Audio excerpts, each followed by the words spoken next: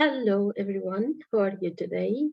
This is me, Dr. Rabah, and I'm here to discuss with you the discharge summary, forms of written communication between colleagues, which is necessary for your exam, for the OSCE exam, inshallah. Based on the request of my group members, I am providing this record today, and hopefully that it will help you in the next exam.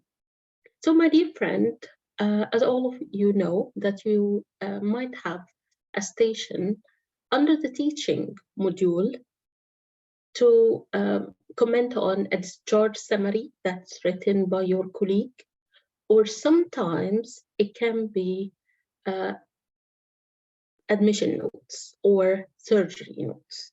Okay, it's all under the category of written communication or medical record keeping. Why?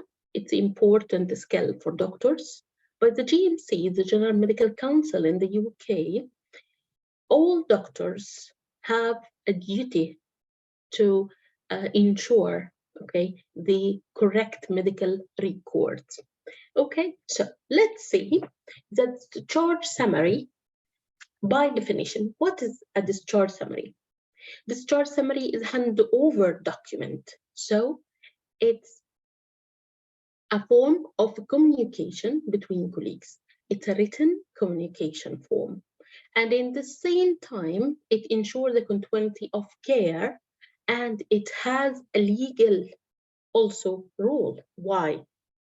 Because simply if there is any allegation or if there is any problem, then they will have to look to all the documents of the patient, and part of this document will be the discharge summary. Okay, so if you have a patient, she's in the hospital, for example, you want to discharge her with a plan, who's responsible to apply this plan? This could be the GP, for example. So the summary of the case plus the recommendation of treatment, follow-up, and next appointment all must be documented correctly in the discharge summary, right? So this is the summary or the introduction that is you need to know if you're an overseas doctor and applying for the Part 3 exam.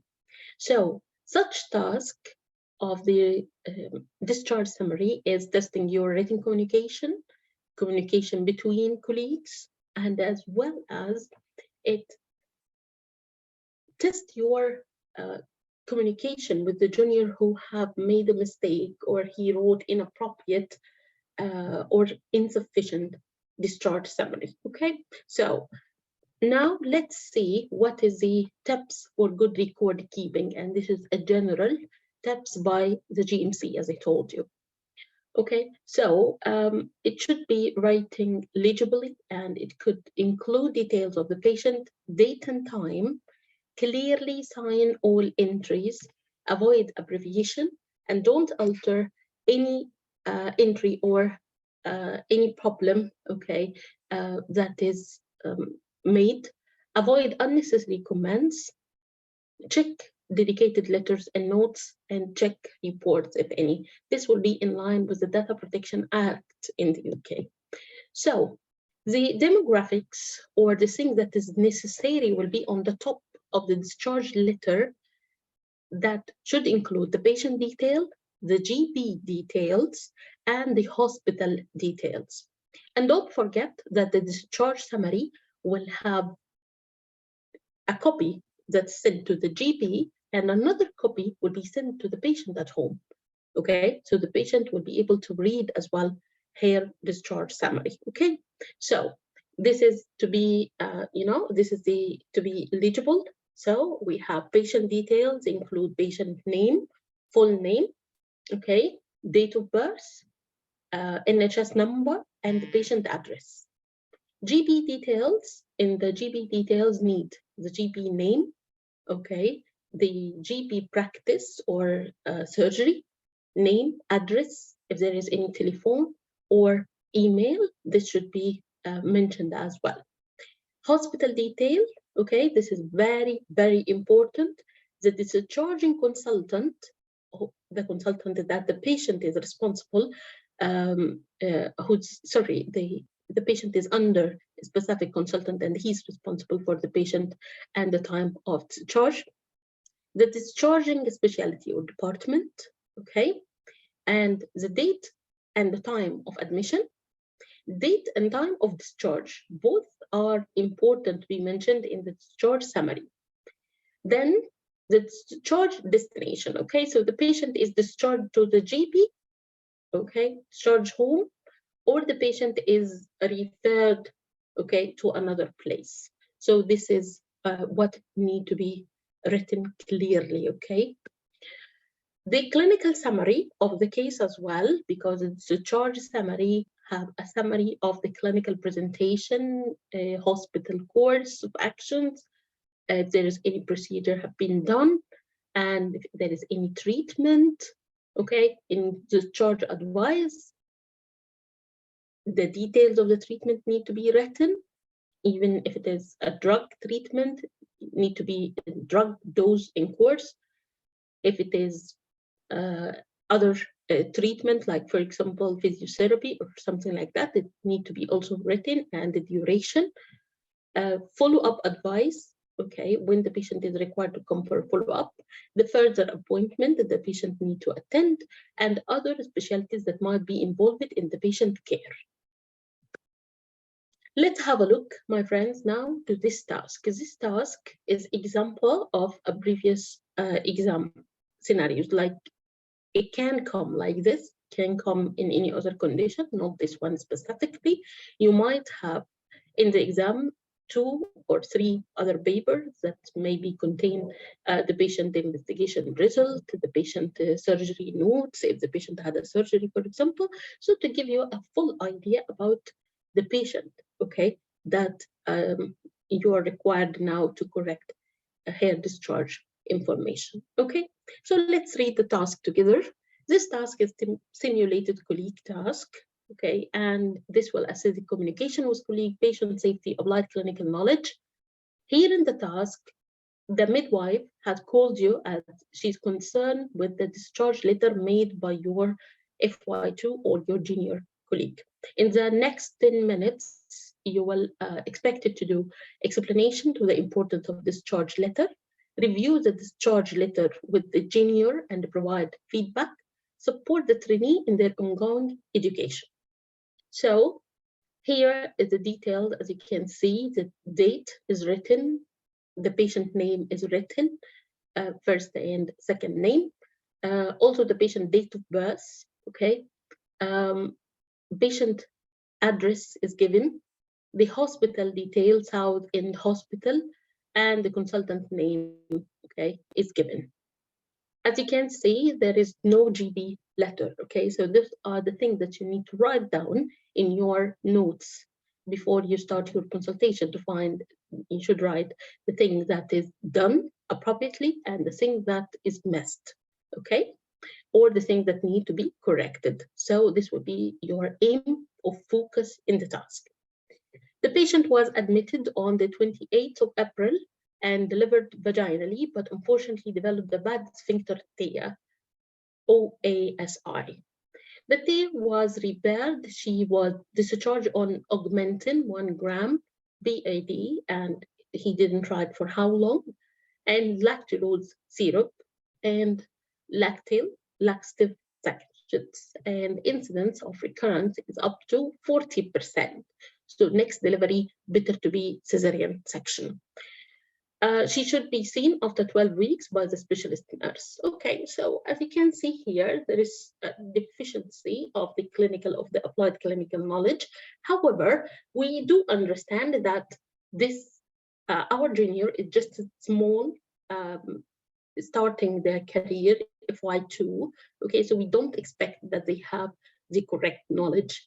However, this need to be reviewed, this need to be corrected, but of course in a non-judgmental way. Okay, so let's see how are you going to comment.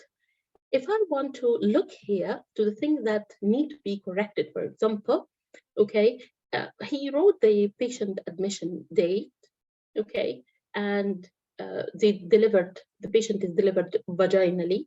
Okay, he wrote that there was a tear and there is abbreviation which should be avoided in the letter. And he didn't write what is the extent of the tear, right? And here he just wrote that the tear was repaired and she discharged on the augmentin. As we said, the time is not, or the duration is not mentioned here. Okay, and why she need to be in a continuous course of antibiotics. This is something also that we need to, mention or check it with the trainee. So the incidence of recurrent is apparently wrong. This is too high, and the recommendation for next delivery as this cesarean section is not for all cases, as you might know. That will be only considered in the cases that keep symptomatic after 12 months. Also, he didn't mention the need for the physiotherapy, right? And that the patient will be seen after 12 weeks. However, it's not correct that the patient will be seen after 6 weeks, for assessment, and she might need further referrals. Okay, so let's see. This is the Anita Williams. She is the FY2. So let's have a look of what you need to cover in this station. Okay, so the points that need to be covered is the introduction. Introduce yourself in a friendly way, like, for example, hi, I'm Rabah, one of the ST5 here, and you are. So she will tell you the name. Hi, how are you? Okay, so give a friendly introduction. Okay, ask about how everything is going on with the training and how is everything in the department. Okay, show that you are supportive to the trainee, and of course take it in a friendly way. So you need to exclude any hidden agenda or the possibility of bullying, of course. Okay, then after that you set the purpose of this consultation, why you are coming to the trainee to speak about the short summary. Okay, of course that I can see that you have a good job writing the short summary. However, there is some point that I would like to discuss with you, and maybe would suggest some changes to this discharge summary. What do you think about that? Okay, so check if the trainee is happy and familiar to continue with you. Okay, and then ask about the background, means that they have any idea about the short summary, have they wrote the short summary before. Okay, and set the agenda of this consultation or this meeting with your junior. So the agenda will be that you're going to go through the discharge summary, importance of the discharge summary, right? And then this is the task, right? We are going to explain the importance and review the discharge letter with the junior and provide the feedback, okay? And at the end, you are going to provide more details about the, resources to read from or to gain more information, okay, about writing a discharge summary, okay? So have both together mutual agreement that you are going to continue in this way. And if the trainee have any questions for you, you should be open and you welcome the trainee questions, of course. Okay, please don't use any judgmental language. Avoid saying that you had wrong information, okay? And try to be nice with your trainee as all of the teaching, stations. Be supportive, right? Okay, so the importance of this discharge summary, this one that we have discussed, we said that it's part of the medical record keeping. It's a written form of communication that ensure the continuity of care between the healthcare, structures, between the hospital and GP and other specialty. Okay, and also that it has legal, it's a part of a legal document, okay? And what is written should stand up to any queries or any legal action by a lawyer or by professional inquiry, okay? Poor record keeping is a major factor in litigation cases brought against the healthcare professionals or against the NHS. Okay, so well-managed notes can provide a firm defense. Okay, so this is why it's advisable, okay, to follow the GMC, tips for record keeping and discharge summary. The criteria of writing the discharge summary need to be, discussed with the trainee. So what criteria is there? The criteria of the discharge summary, that the discharge summary have the demography, as we said, for the patient, the GB details, and for the hospital details. And you need to provide a clinical summary. Okay, so the clinical summary, this is summary of the history of present complaint or illness, if any. So this patient, for example, she came for vaginal delivery. Okay, so you have to provide some information about her delivery. Okay, and that the hospital course about it, what were the presenting complaint, at what time, and for how long she stayed in the hospital, and what was the outcome, right? The procedures that have been done, details about the procedure, please, okay, inform your colleague that he must write the full name, avoid abbreviation, as we said, okay, and the details of, for example, the degree of the tears that happened, okay, and whether the repair was completed or not, okay, and the patient condition on discharge, if the patient feeling comfortable, no problem in her wound, okay, and if she passed, stool, and generally how the patient is. The discharge advice, okay, regarding the hygiene of that area, regarding taking drugs, like for example, that it's mandatory that the patient have a good pain management. The good pain management based on the suggestion of the eMRCOG could be paracetamol or ibuprofen for the patient who had sphincter repaired. So ibuprofen or even the diclofenac can be helpful for this patient. Okay. For how long she can use it? Okay, so usually this will be in the first few days or the first 3 days. The patient can take it twice per day if it is the sustained release, or if it is the usual dose of 200 of the ibuprofen, this would be 3 times per day. That treatment, other treatment required, it's very important that the patient have laxative, and one type of laxative is enough. Okay, and this should be written clearly for 10 days, okay, because we would avoid more than that. The follow-up advice, okay, so the patient need to be seen, and this will be in 6 weeks postpartum. The patient need also to be seen by a physiotherapist, okay, this is very important. And if the patient reported any problem with the urine or with the stool, okay, the patient need to report it immediately.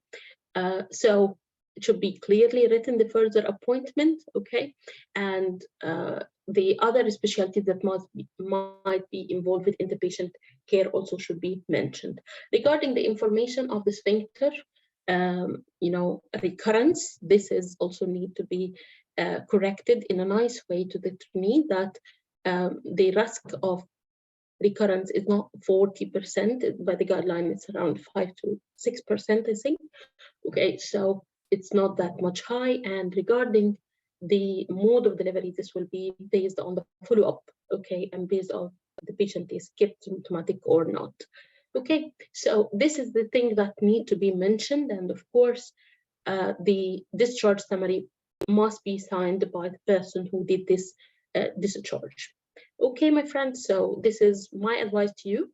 Okay, go through the station, today, try to do it with your study partner, okay, and keep the tips for the good record keeping in mind. Thank you very much and good luck in your exam. Thank you.